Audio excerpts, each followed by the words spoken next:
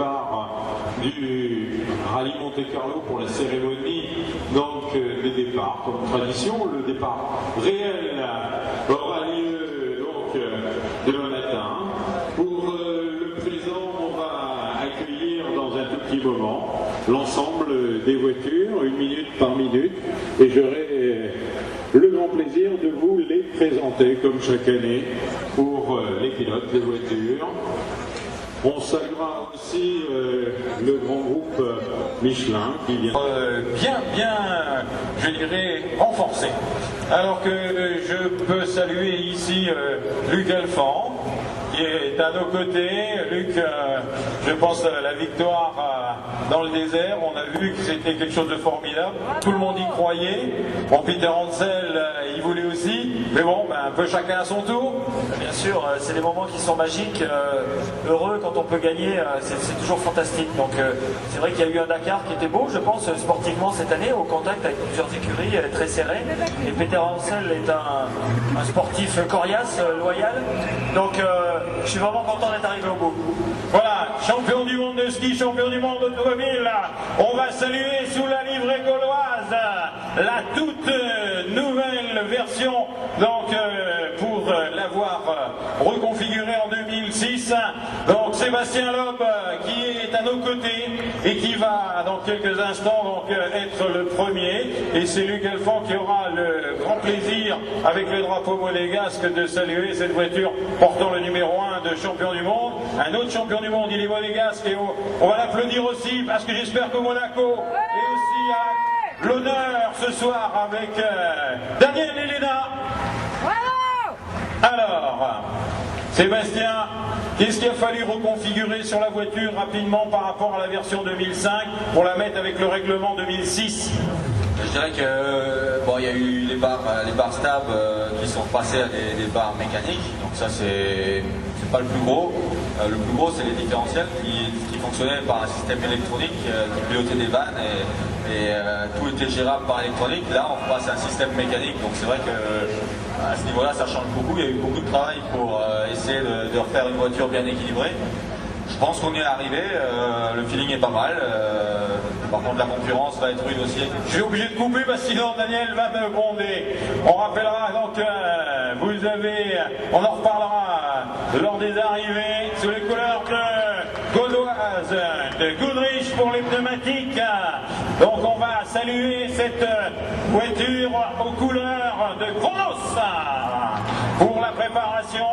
Celui qui va arriver derrière dans quelques instants, on le connaît aussi par Youssef Assessi et sa gentillesse sur le plan du championnat du monde.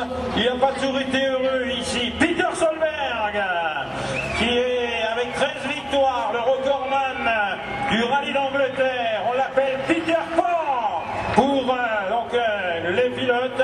Il a été une fois champion du monde en 2003, 3 fois vice-champion du monde, 2002, 2004, 2005.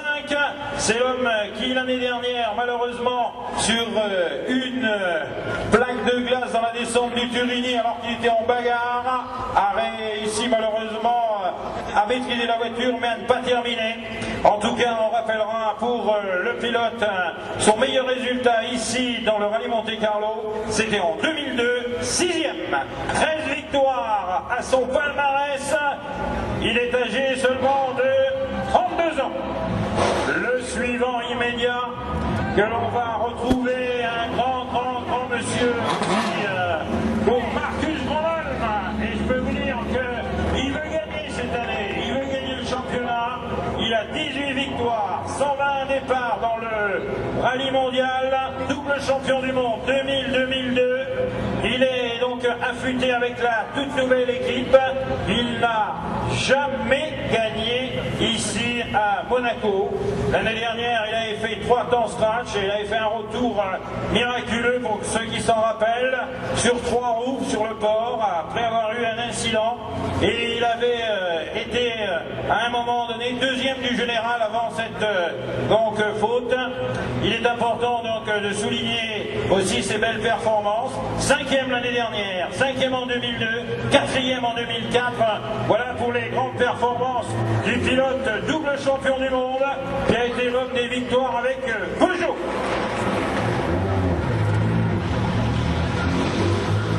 Alors, on va retrouver dans quelques instants Tony Gangmeister aussi. Il est parmi les jeunes de la compétition. Il est quand même à sa 9e saison. Il a 30 ans maintenant. Le rallye Monte Carlo, il avait brillé en 99 avec une belle performance d'être le vainqueur des 2 litres avec une Seat Ibiza. On l'a retrouvé également 4e en 2000, 5e en 2001, toujours ici sur le rallye Monte Carlo. On retrouve donc pour la saison dernière 4e au championnat du monde. Il avait signé 9 meilleurs temps sur l'ensemble de la saison, donc 2005. Plusieurs beaux résultats, notamment une 2e place ici au rallye Monte Carlo. Le suivant que l'on va retrouver est un grand pilote aussi sur le plan donc, du mondial.